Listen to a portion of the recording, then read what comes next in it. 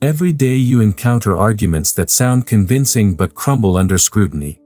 Politicians make promises that contradict themselves. Advertisers use emotional manipulation disguised as logic. Social media overflows with reasoning so poor it would make any rational being weep. But what if I told you that through decades of developing the critical method in my quiet study in Königsberg, I discovered a systematic approach to expose these intellectual deceptions? The human mind possesses an extraordinary capacity for self-deception. We mistake feelings for reasons, confuse correlation with causation, and accept conclusions simply because they align with our desires. This is precisely why I spent years examining the very foundations of human reason itself, to understand not just how we think, but how we can think correctly.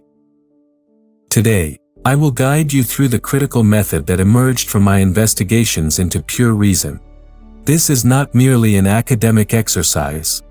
In a world where misinformation spreads faster than truth, where logical fallacies masquerade as wisdom, your ability to think critically becomes a moral imperative. For when we accept bad arguments, we become complicit in the degradation of rational discourse itself. The method I will share transcends political affiliations or personal beliefs.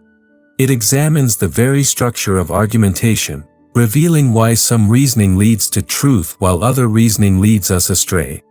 This is philosophy as practical tool, reason applied to the urgent task of distinguishing sense from nonsense. Chapter 1: The Transcendental Foundation of Critical Analysis. Before we can identify bad arguments, we must understand what makes an argument good.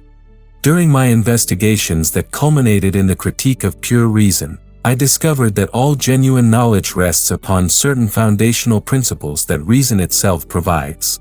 These same principles apply to evaluating arguments, but we must first examine the very conditions that make rational argumentation possible.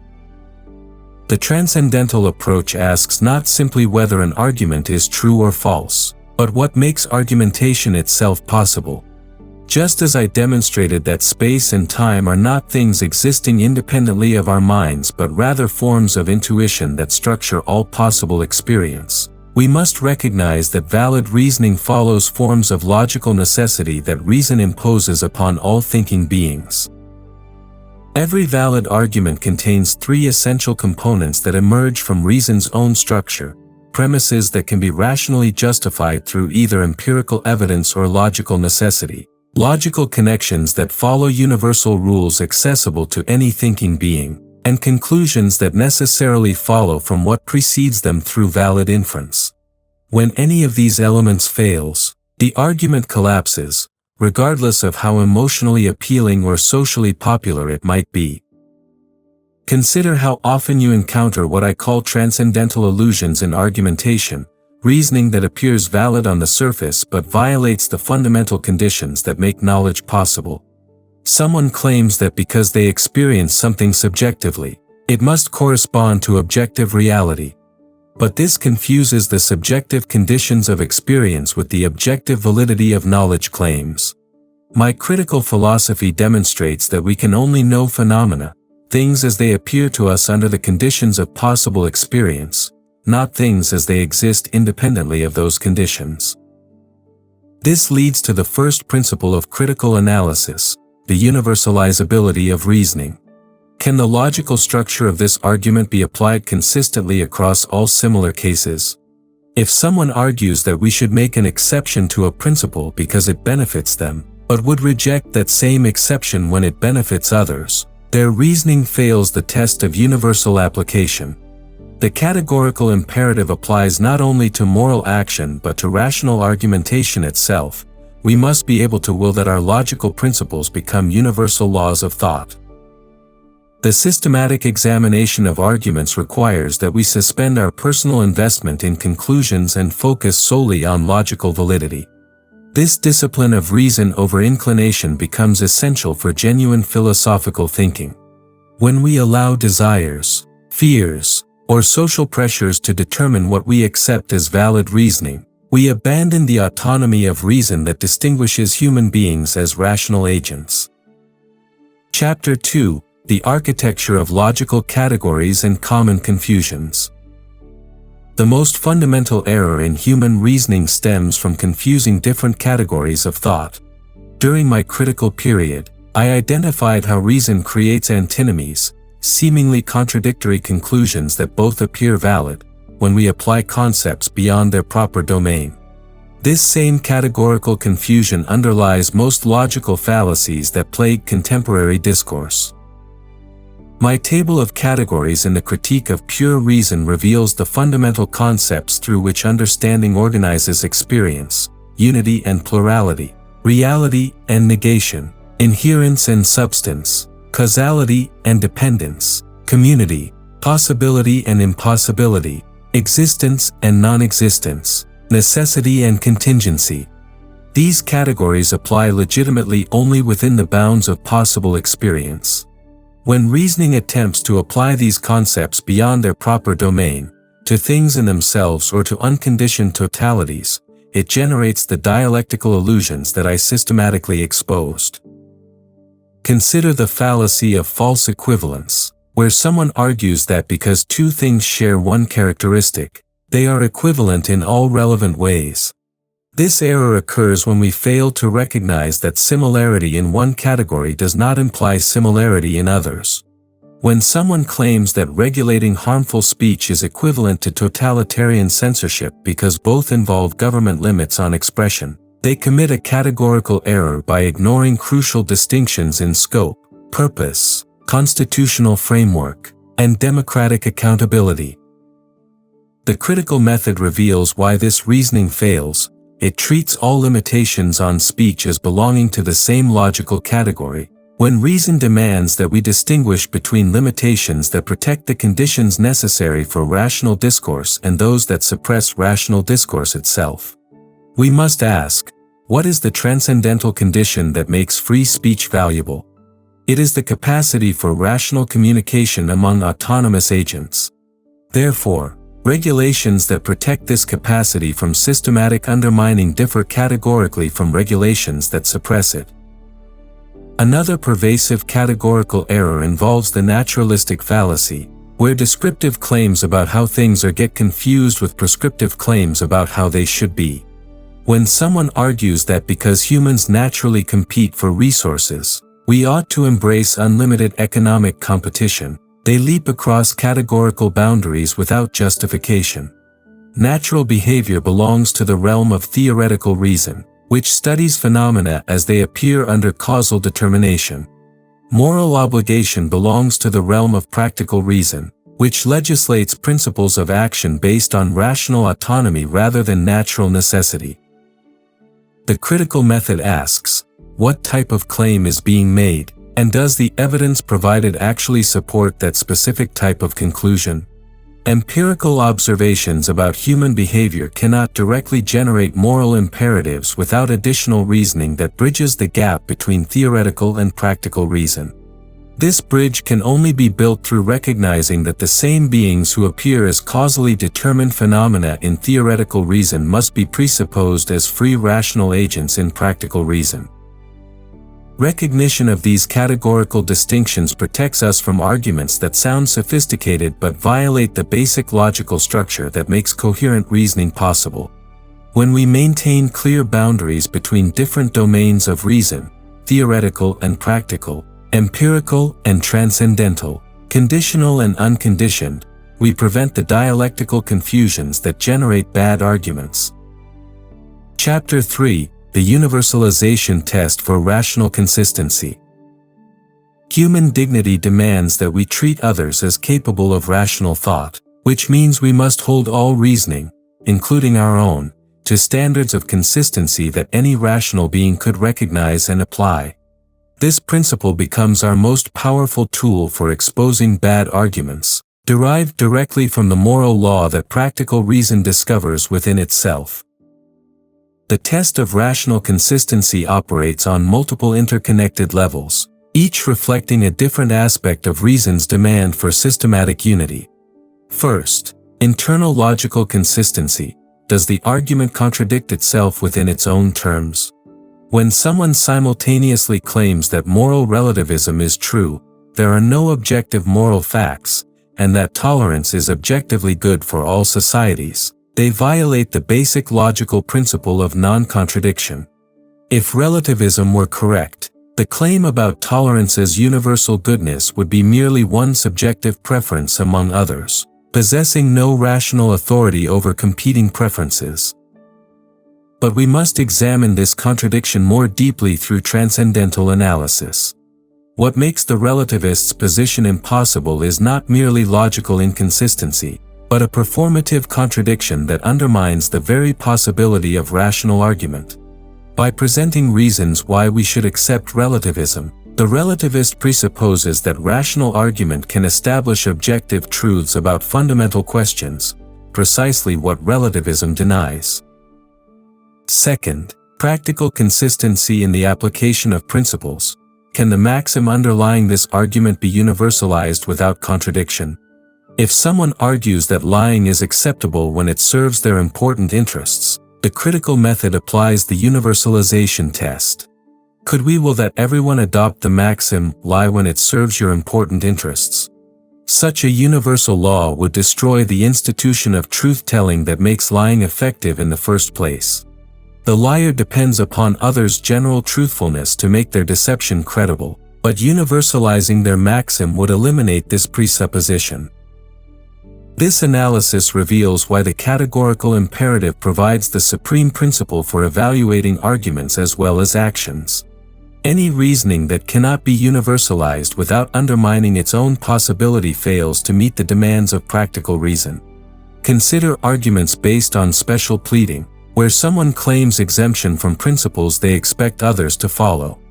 A politician who argues that transparency requirements should not apply to their administration because of special circumstances, while demanding transparency from opponents, employs reasoning that cannot be universalized without destroying the very notion of principled governance. Third, consistency with rational autonomy. Does this argument respect the capacity of human beings to think for themselves? Or does it attempt to bypass rational evaluation through manipulation, authority, or coercion? Arguments that rely primarily on appeals to authority without providing the reasoning that supports authoritative conclusions violate the dignity of rational agency. When someone tells you to accept a conclusion because experts say so, without explaining the expert reasoning, they treat you as incapable of rational evaluation. Take a moment to examine how often you encounter arguments that demand you surrender your rational autonomy. Political rhetoric that insists you must choose between predetermined alternatives without questioning the framework that generates those alternatives. Advertising that bypasses conscious reasoning by targeting unconscious psychological mechanisms. Ideological positions that claim questioning their premises makes you morally deficient rather than rationally engaged. All of these violate the respect for human reason that genuine argument requires. The critical method protects rational discourse by insisting that every argument must be capable of withstanding scrutiny from any thinking person, and that the principles underlying arguments must be ones we could consistently will all rational beings to adopt. Chapter 4: Distinguishing Goodwill from Corrupted Motivation in Arguments. The moral worth of an action depends not on its consequences but on the motivation from which it springs, specifically, whether it proceeds from respect for the moral law or from inclination seeking personal advantage. This fundamental insight from my ethical investigations applies equally to evaluating arguments, where we must examine not just conclusions but the underlying motivations that drive reasoning processes. The goodwill in argumentation, like the goodwill in ethics, acts from duty to rational principles rather than from inclination toward desired outcomes.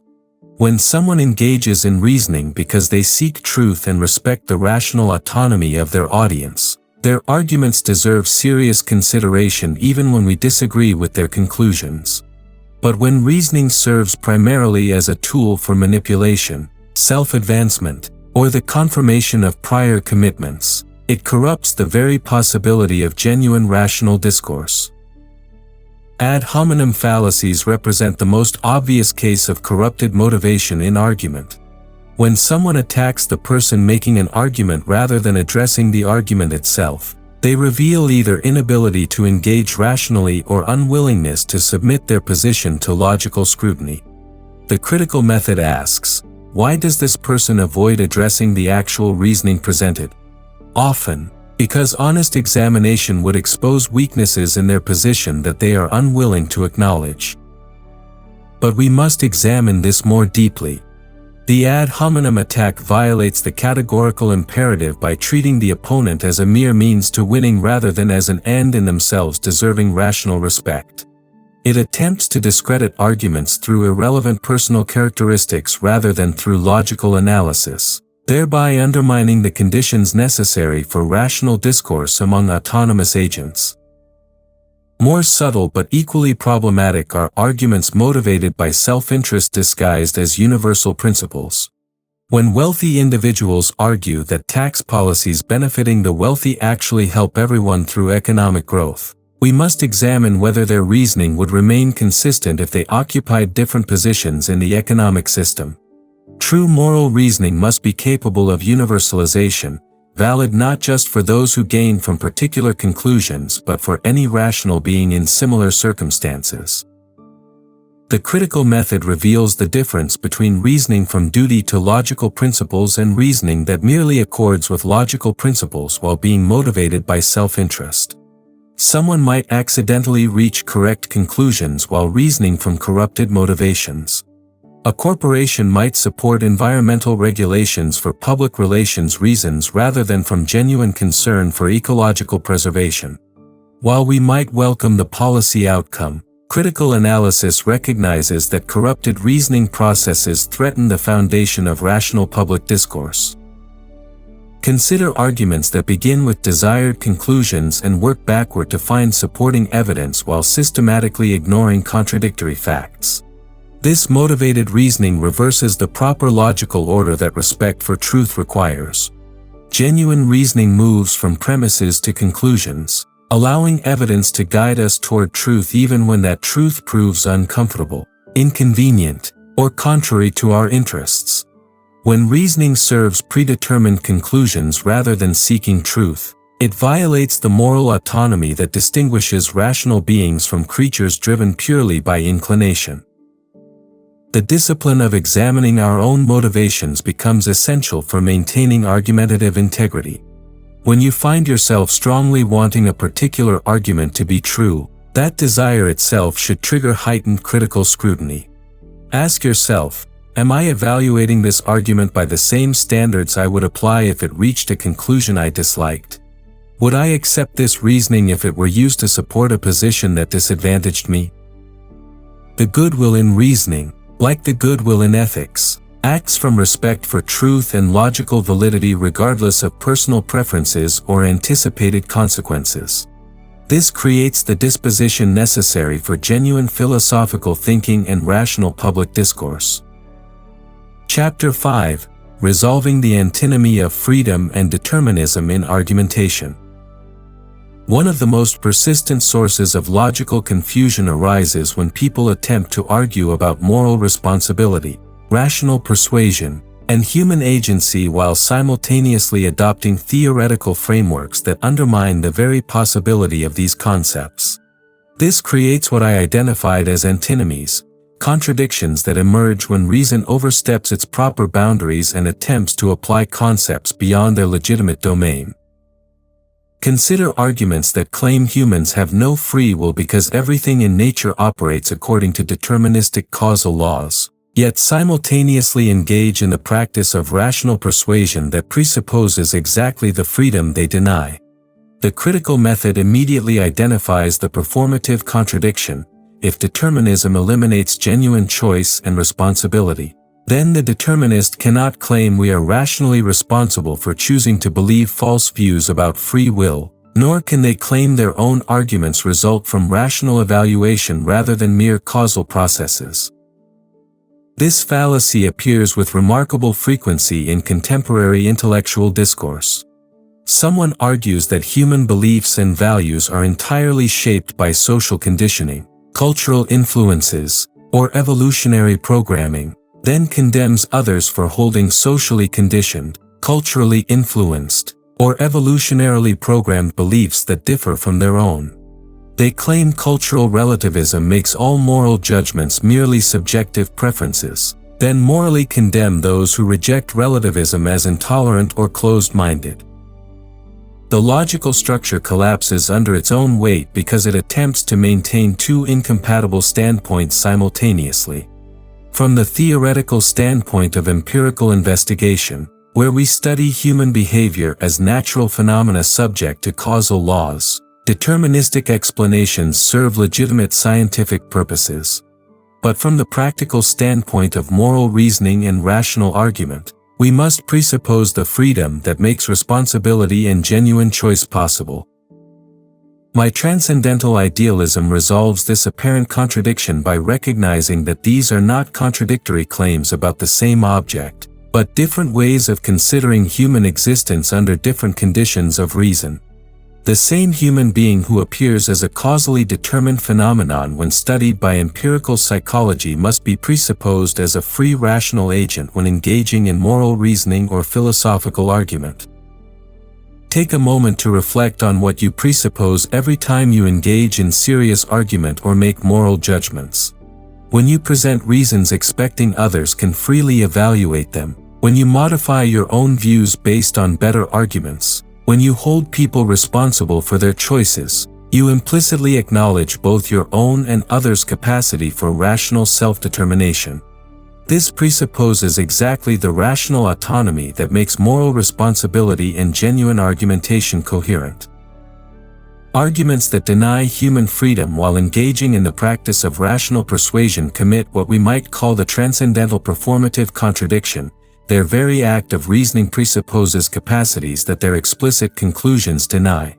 The critical method exposes this by examining not just what arguments claim, but what they must presuppose to be possible at all. This analysis has profound implications for evaluating contemporary arguments about human nature, moral responsibility, and social policy. When someone argues that criminal behavior results entirely from social conditions, therefore criminals bear no responsibility for their actions, they face the question, if social conditioning determines all human behavior, what makes the judge, jury, and social reformer exempt from this same conditioning? If environment determines everything, then the determinist's own arguments reflect environmental conditioning rather than rational insight into truth. The critical method maintains that any argument undermining the conditions of its own possibility reveals fundamental logical confusion. We can study human behavior scientifically while maintaining that the practice of science itself presupposes rational agents capable of evaluating evidence and modifying beliefs based on logical considerations rather than mere causal processes. The resolution preserves both the legitimacy of empirical investigation into human behavior and the necessity of presupposing freedom for moral and rational evaluation. This distinction enables coherent thinking about human nature without falling into the self-refuting contradictions that plague both hard determinism and naive libertarianism. Chapter 6: The Proper Limits of Empirical Evidence in Moral and Rational Arguments. Perhaps nowhere do bad arguments proliferate more freely than in discussions of ethics and rationality, where people frequently attempt to derive normative conclusions from purely empirical premises or dismiss normative arguments as meaningless because they cannot be empirically verified. The critical method reveals why both approaches systematically fail and how to properly relate factual knowledge to moral reasoning without committing categorical errors. The naturalistic fallacy appears whenever someone argues that because something occurs in nature, it must be morally acceptable or rationally justified. Humans are naturally aggressive, therefore war is morally justified. Competition exists throughout the animal kingdom, therefore unlimited economic competition is ethically sound. Hierarchies appear in all societies, therefore existing social inequalities require no moral justification. Tribal loyalty exists across cultures, therefore nationalism is morally mandated. Each of these arguments attempts to leap from descriptive facts about what happens in nature to normative conclusions about what ought to happen in human moral life. But the critical method demands justification for this logical bridge. Why should natural occurrence determine moral validity? If we accepted this principle consistently, we would have to approve of every natural human tendency, including capacities for cruelty, deception, infanticide, and countless other behaviors that moral reasoning properly condemns. The transcendental analysis reveals why this approach fails. It confuses the domain of theoretical reason, which studies phenomena as they appear under natural causality, with the domain of practical reason, which legislates principles of action based on what rational beings can universally will. Natural facts belong to the realm of what is, while moral principles belong to the realm of what ought to be, and the categorical imperative provides the bridge between these domains through rational universalizability rather than empirical observation. The reverse error occurs when people dismiss moral arguments by claiming they are just opinions, because they cannot be empirically proven like scientific facts. This commits a different categorical mistake by applying empirical standards of verification to questions that transcend empirical investigation. Moral principles derive their validity not from empirical confirmation but from rational consistency, universalizability, and respect for human dignity as rational autonomy. Consider how this applies to contemporary debates about human rights, justice, and political legitimacy. When someone argues that because neuroscience can identify brain processes associated with moral judgments, morality reduces to mere evolutionary programming or neurochemical reactions, they confuse the physical conditions under which moral reasoning occurs with the logical validity of moral reasoning itself.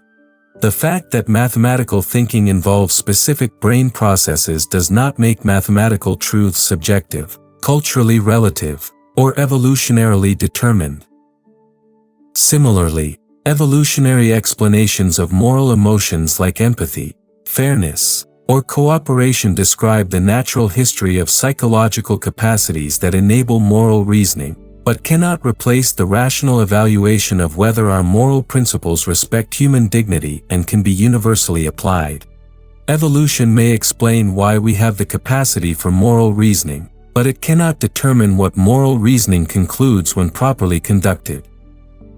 The critical method maintains proper boundaries between empirical investigation and normative reasoning while showing how they legitimately interact.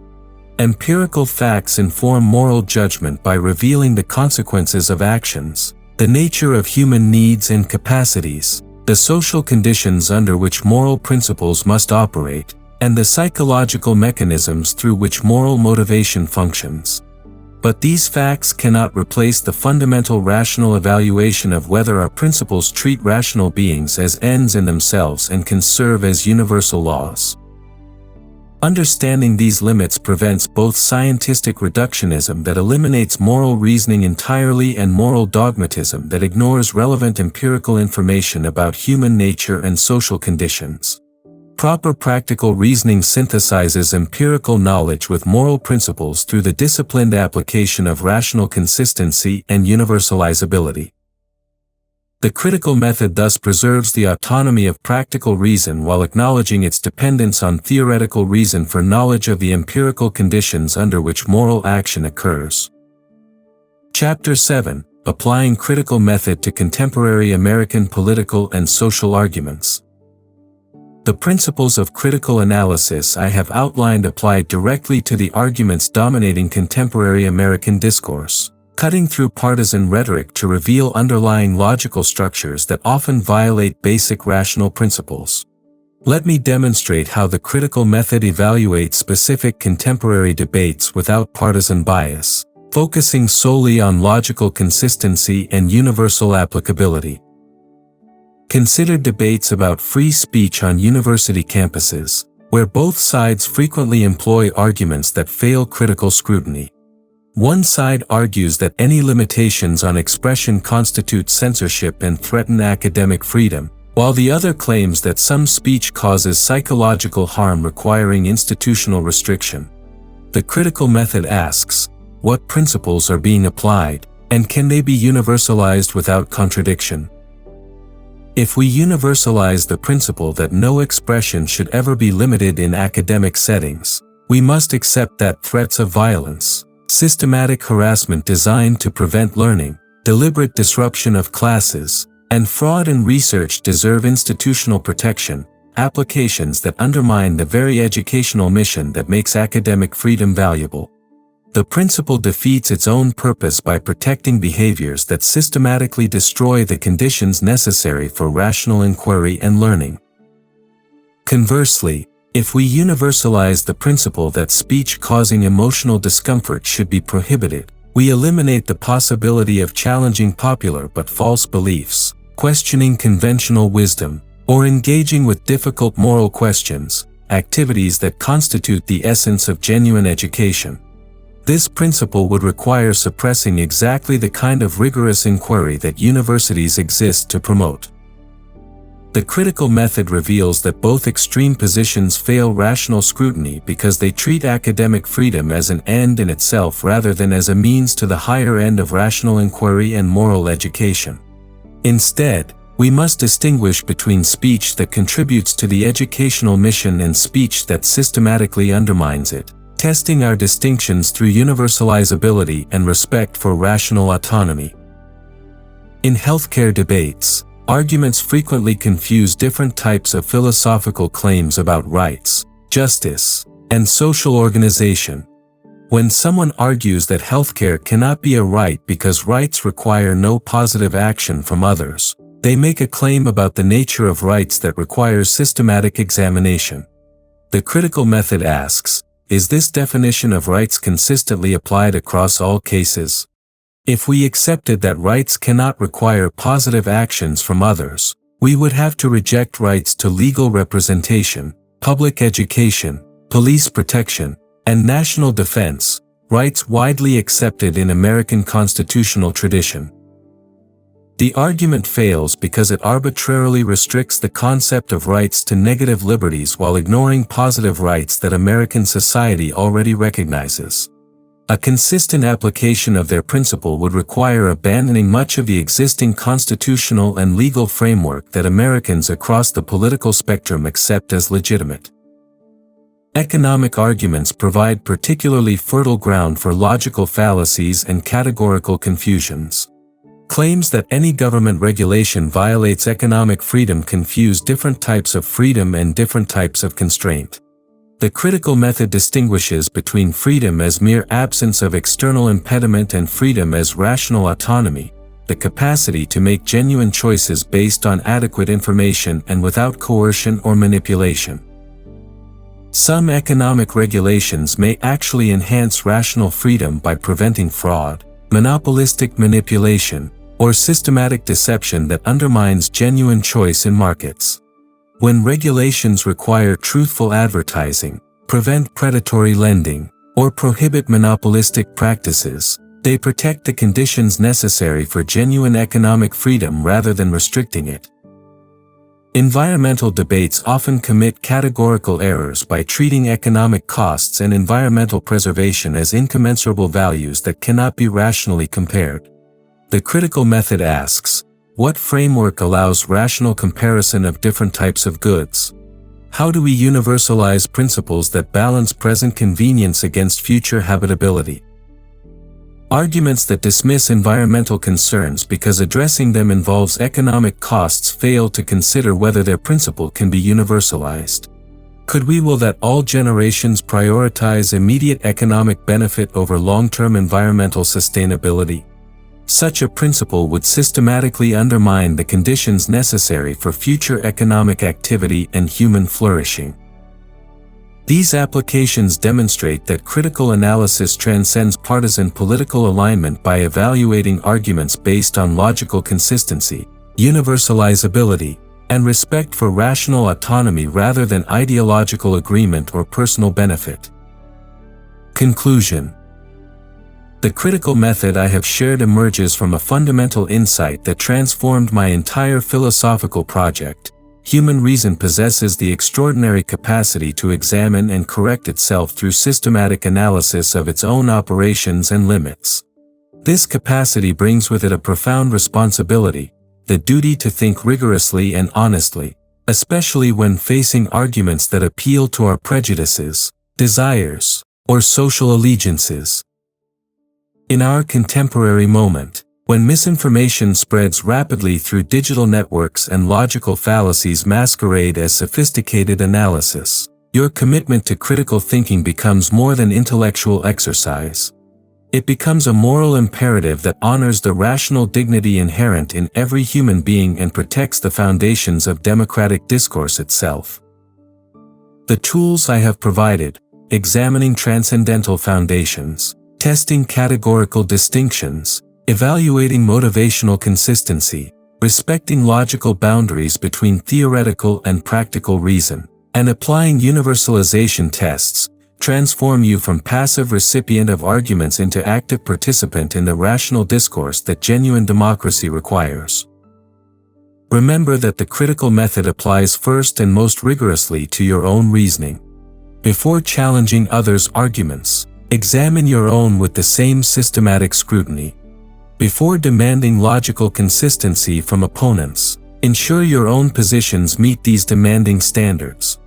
This intellectual humility combined with rational confidence creates the disposition necessary for genuine philosophical thinking and ethical living.